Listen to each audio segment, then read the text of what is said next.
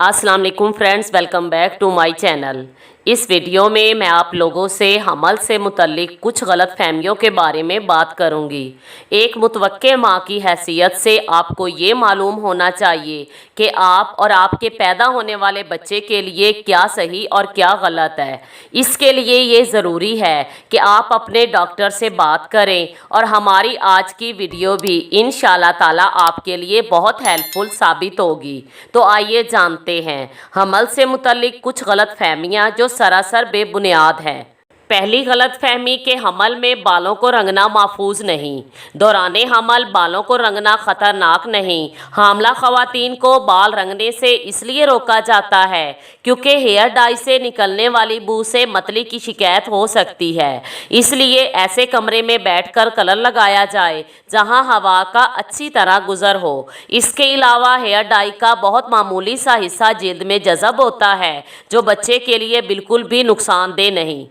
दूसरी गलत फहमी कि सीने की जलन बच्चे के बाल बढ़ने की वजह से होती है। ये बहुत पुरानी गलत फहमी है जो अक्सर औरतें आज भी दोहराती हैं। उनके ख्याल में हमल के दौरान होने वाली सीने की जलन बच्चे के घने बालों की वजह से होती है। सीने में जलन प्रोजेस्टेरोन हार्मोन की ज़्यादती की वजह से होती है। प्रोजेस्टेरोन की ज़्यादती निज़ाम इंहज़ाम को सुस्त कर देती है जो सीने में जलन का बाइस बनता है। तीसरी गलत फहमी के मिसालेदार खाने पैदाइश को मुश्किल बनाते हैं। इस बात का साइंस में कोई सबूत नहीं मिलता। इस बारे में ये क़यास आराई की जाती है कि मिसालेदार खाने से हाजमे में ख़राबी पैदा होती है जिसकी वजह से यूट्रस सिकुड़ जाती है, लेकिन ये सिर्फ क़यास आराई है। बहुत सी ख़वातीन हमल के दौरान मिसालेदार चीज़ें खाती हैं और उनके यहाँ नॉर्मल डिलीवरी होती है। चौथी गलत फहमी के हमल के दौरान मछली न खाएं। बहुत सी हामला ख़वातीन को कहा जाता है कि वो मछली से बिल्कुल परहेज़ करें, लेकिन कुछ महफूज ऑप्शंस मौजूद हैं। ओमेगा 3 फैटी एसिड्स से भरपूर सालमन और दीगर मछली आपके बच्चे के दिमाग और बिनाई की तरक्की में मदद करती है। ऐसी मछली से आपको परहेज़ करना चाहिए जिसमें पारा कसरत से पाया जाता हो। पांचवी गलत फहमी के हमल में एक्सरसाइज न करें। आपने सुना होगा कि हमल के दौरान एक्सरसाइज आपके बच्चे को नुकसान पहुंचा सकती है या कबल अज़ वक्त पैदाइश का सबब बन सकती है। ताहम रोज़ाना बाकायदगी से हल्की फुल्की एक्सरसाइज आपको हमल की बहुत सी पेचीदगियों से बचने के इम्कानात को बढ़ाने में मदद दे सकती है। छठी गलत फहमी के हमल के दौरान डबल खाना खाएं।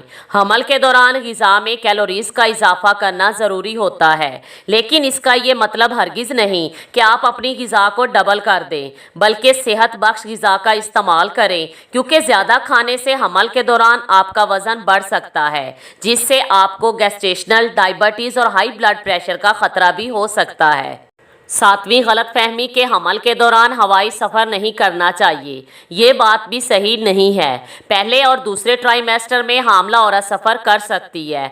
आखिरी ट्राइमेस्टर में भी सफ़र किया जा सकता है, लेकिन बाज़ एयरलाइंस हामला ख़वातीन को आखिरी 3 माह में इजाज़त इसलिए नहीं देती कि कहीं उन्हें जहाज़ में ही लेबर पेन न शुरू हो जाए।